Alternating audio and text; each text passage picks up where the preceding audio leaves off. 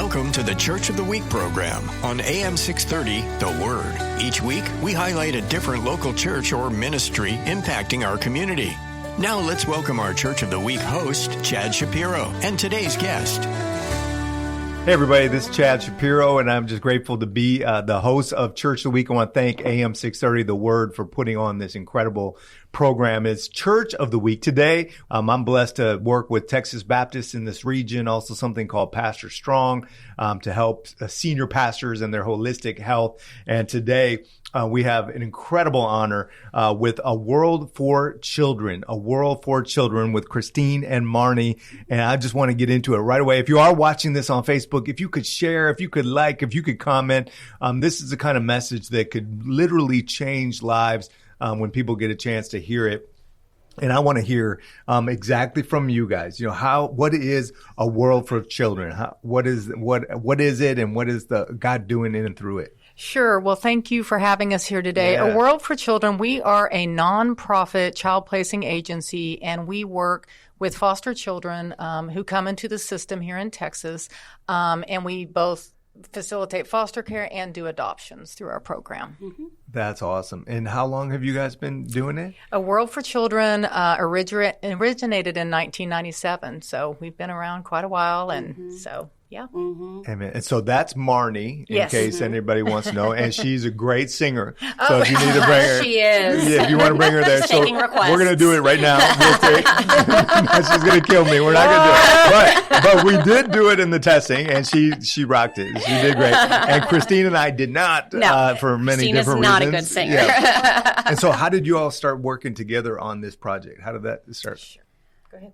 Is it just in San Antonio? Is it A World for Children all over the world? Or we're across Texas. We have 11 offices across Texas. We started out of Round Rock, as Marni said, in 1997, and we've grown across the state. Now we have offices that service every region of Texas. We're as far up as the Panhandle and Amarillo. We cover El Paso, down to the Rio Grande Valley, East Texas, and pretty much everything in between. So if you really live anywhere in Texas, you can find an A World for Children office close by to you, which is great. And so how did you guys, I know the story is different for each of you, but how did you first get involved with the organization? Was this already a burden that got put on your heart, or why don't you start? Sure. Well, I use wonderful moisturizer, so you would never know that I've been with A World for Children actually since 1998. And so I was a social worker, and I walked into the office there in Round Rock and got to know the founders, and I've been there ever since. Wow, that's great. So that's kind of how... As a social worker. Yes, as a social worker. It just, led my heart, and the way that the organization was run as a family atmosphere and as a, faith-based agency. I just felt like that was my calling and where I needed to be. Mm-hmm. Amen. How about you, Christine? So, I actually, I've been I use great moisturizer as well. But I started working in the child welfare space in 2005. And I actually met Marni through a collaborative group that we were both on. And she was at the time working for A World for Children, had already been working there for several years. And I just felt really pulled by the mission of A World for Children, how they served their children and families, just in talking with her and finding out more about the agency. And I realized while I enjoyed, I was still working in child welfare as a social worker as well. I just really felt connected to A World for Children's mission in particular.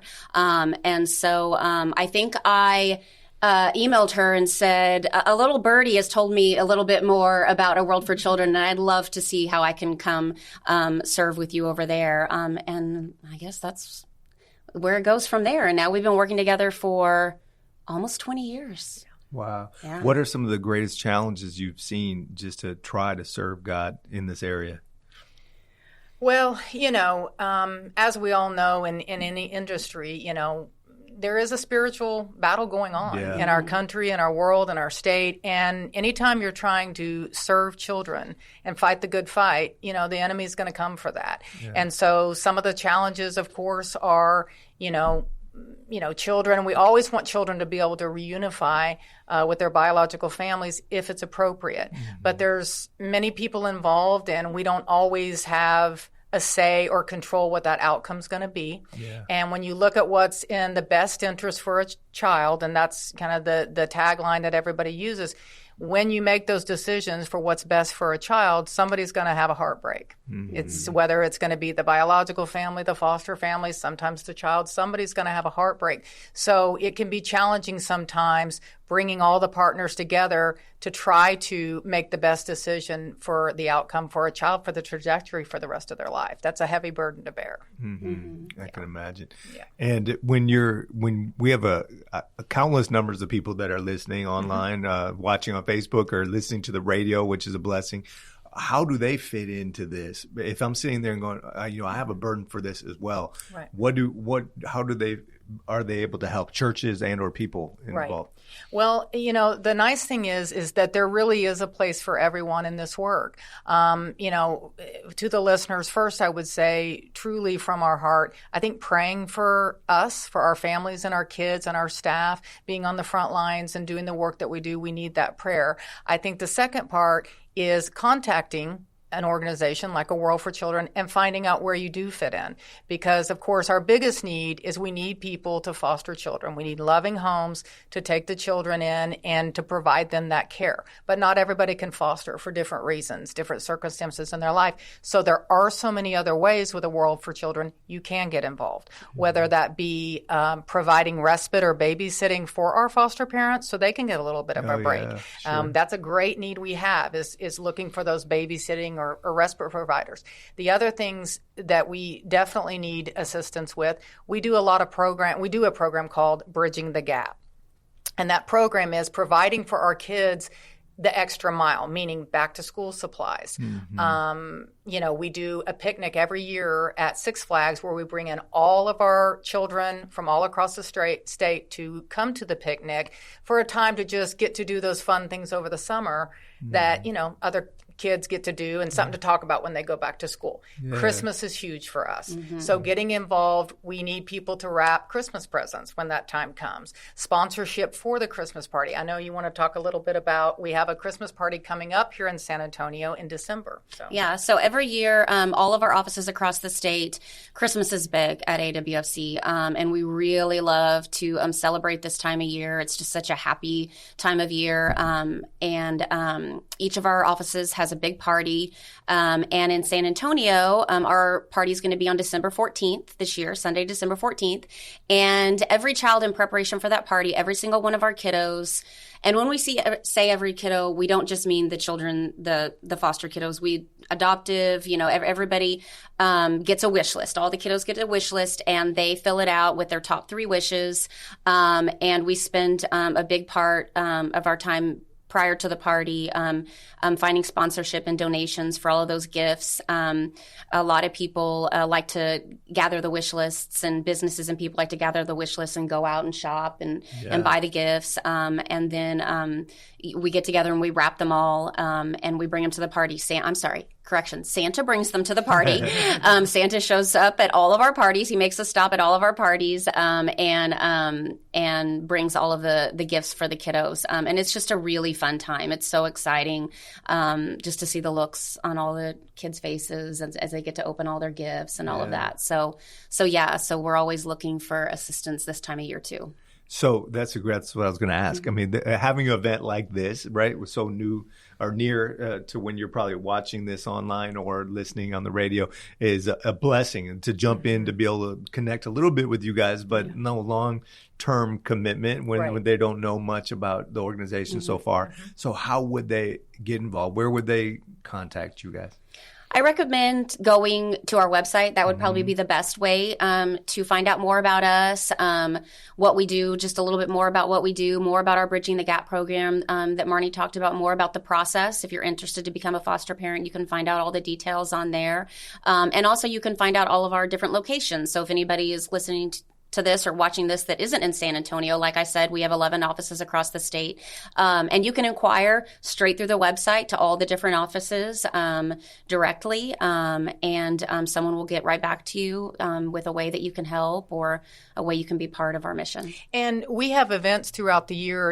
April is Child Abuse Prevention Month, and May is Foster Parent Appreciation Month. And so, again, if not everybody can provide foster care, but what we can do is support the people that are providing foster care. And so getting involved in those months that we do, November is actually National Adoption Month, and we have quite a few adoptions coming up. So again, care packages, anything you can do to support a foster family that's taking care of these children, that's a support that is greatly needed and that is very appreciated to the agency and certainly to the families and kids.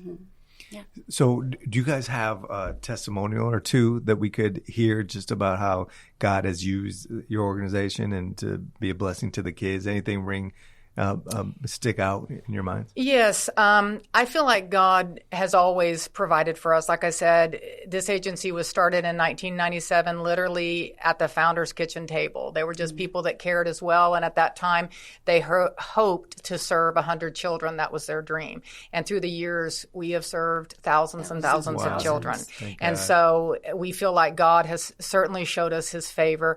I think the other thing that we've been really blessed to do, a lot of times kids that are older in foster care, the odds of them getting adopted certainly decrease when they become teenagers. And everybody's, kind of like scared, like, ooh, a teenager. So a lot of times those kids are forgotten. Well, one of the programs that we created through A World for Children is called our Launch Program.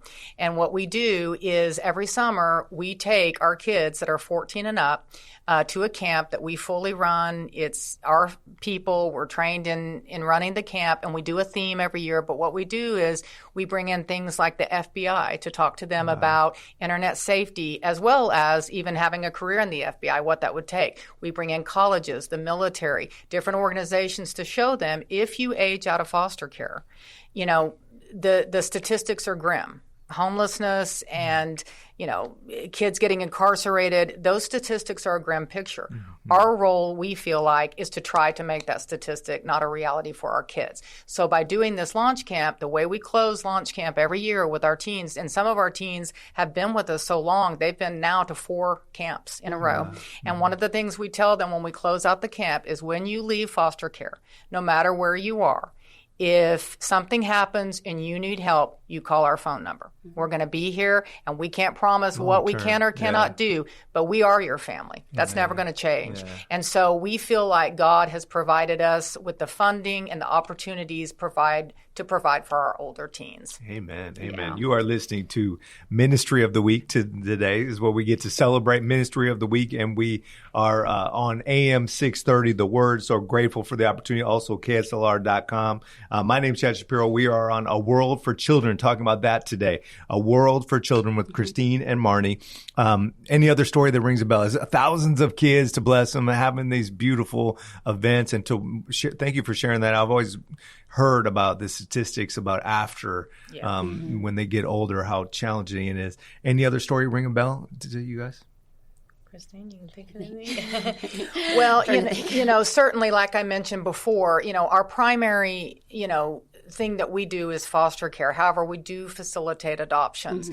And I will say we have had, back to kind of the older youth, we have had kids that have come into care that they've been in the system for 6 years plus, and they think they're about to age out. And we've had more than one scenario where they actually were adopted by our foster parents on their 18th birthday. Wow. And we have families all over the state that some of the kids that have aged out, one of our foster dads, he's walked multiple kids down the aisle when they've gotten married after they've aged out of foster care. Yeah. And so, I think the testimony is just that we really do have loving people that do the ultimate sacrifice. When people talk about, and when the Bible talks about, taking care of the widow and the orphans, what does that mean? Amen. Well, that means sacrificing. They sacrifice a lot, in regards to their biological children. They have to give up certain things. And that's why one of the things that, again, is kind of unique about our program is that when we do sponsorships for,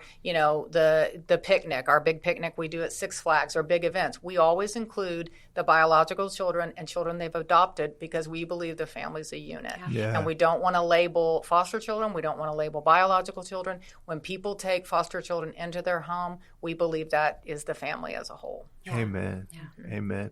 So in terms of, you guys have been doing this for a few years, right? What is What have you seen that seems like it's getting a little worse maybe in time, not just with your organization, Yes. but in the foster care? I would have to say, I think what's been getting worse is when children finally come into the foster care system, their trauma seems to be more severe than it was probably 10 years ago. That's one of the things that's been difficult to watch. And especially also when children come into foster care, they get the services they need. And let's say they're able to be reunified. They get reunified with their family. And then for whatever unfortunate reason, they come back into the foster care system. That kind of back and forth for kids is very traumatic and causes a lot of just upset for their kids. So I would say, like I was mentioning earlier, just the state of our world right now. People are struggling. And anytime, poverty is higher, people are having a harder time paying their bills, those stressors go up, and that means bad things for kids when they're not in a healthy environment. So I would say that, the kids that are coming in, like I mentioned earlier, people kind of get fearful of teenagers, which there's a lot of great things about teenagers. But now what we're seeing is the little ones, they have a lot of pretty severe trauma, more so than I would say 10, 15 years ago. And so we're working with these little guys, 1 and 2 years old, that just have such trauma that they have to work through that. So that can be very difficult, not only for our foster families to face these new challenges of children responding to their trauma, but it certainly affects our people, our staff as well. I was also going to say, what we've noticed, I think, over the past few years especially, is that there's more need for foster families. Texas has a big issue with a lot of children in care, but not a lot of homes. One thing that we really are a big proponent of is, for children to live in a family home, a family environment, as opposed to, a facility type living environment or a shelter type living environment. And so being able to find foster homes, families that are willing to open their heart and their home to serve a child, has gotten a little bit more difficult over the years with not being able to find as many homes. And then homes that are interested in working with all different types of children. As Marni's mentioned a couple times, teenagers is a big demographic that we're always looking for, and being able to find homes that are willing to work with teenagers, find homes that are willing to work with babies or toddlers. And certainly sibling groups. That has definitely increased as well. And when kids are removed from their biological home, they're already dealing with lots of just fear and anxiety and what's going to happen.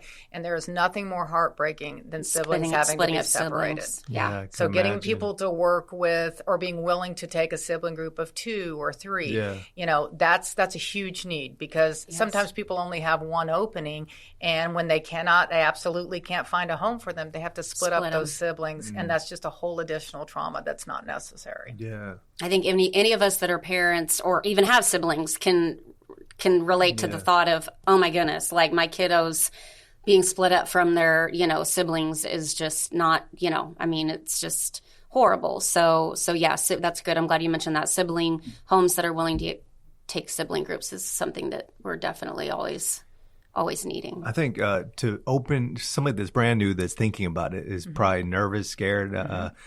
What would be some baby steps maybe? Sure. You mentioned about or I've heard of babysitting, taken care of so they give a break. Would that be a on-ramp maybe to learn more about it? For sure. Absolutely. What are some different ways? That is a good on-ramp.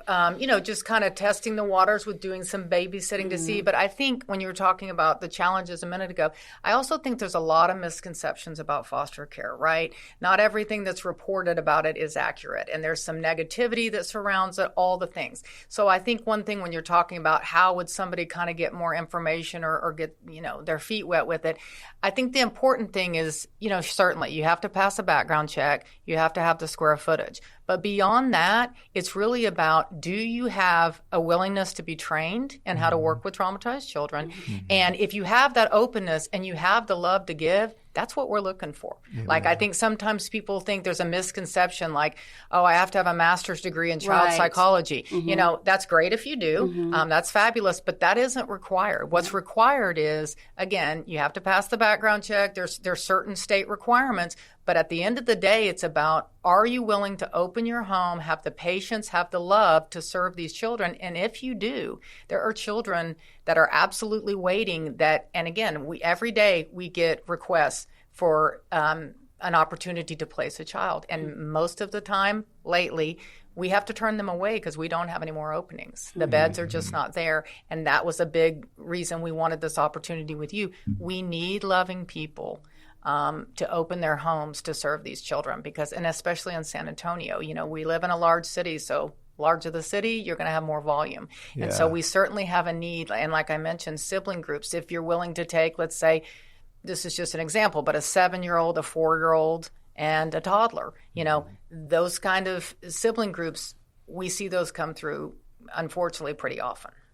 I was going to say the other thing besides looking into babysitting and respite, if you're just wanting a little bit of information, like, okay, well, what is fostering exactly? What are the requirements? What does that mean? What does the training look like? I mentioned our website earlier. If anybody wants to go to our website, which is awfc.org, we do have links on there and a calendar on there. We have weekly virtual information meetings. So, and there's no pre-registration or anything like that. Just jump on and join us one day each week. And if you have questions, we're there to answer questions. We're there to go over the process, to go through all the ins and outs of what it means to be a foster parent, and also ways you can help. How do I get into babysitting? How do I get into respite? We're there to answer all those questions once a week through our website. So, yeah. So, again, if those guys listening and watching, go to the website and learn more about the informational sessions. Jump on there, ask questions, get comfortable. I would imagine, just like for you guys, you didn't know you'd be sitting here, right, talking about this many years ago, and now it's you love it. Yes. And I would think those of us sitting at home that aren't doing anything, that could be the same way for each of us, but we've got to step a little foot in the door and start to get more comfortable. Yes. So we talked about what's the challenges in your years of doing it so far. What have you seen getting better, especially through your organization? I think what's gotten better is the caliber of training and knowing how to work with traumatized children. Mm-hmm. We are doing a lot better work on understanding the needs of children, and that many times when children are having a certain behavior, it's not that they just are a child that's acting up, but rather it's a response to either their system, their chemical imbalance, or their trauma. And so I think we have a lot more education and a lot more resources on how to serve children that come from those traumatic backgrounds. And resources in general. I just think obviously our communities, there's more out there for children that have come from the situations that they've come from, for families. And we do a better job, I think, of identifying what those resources are and connecting our families and our kids with what those resources are.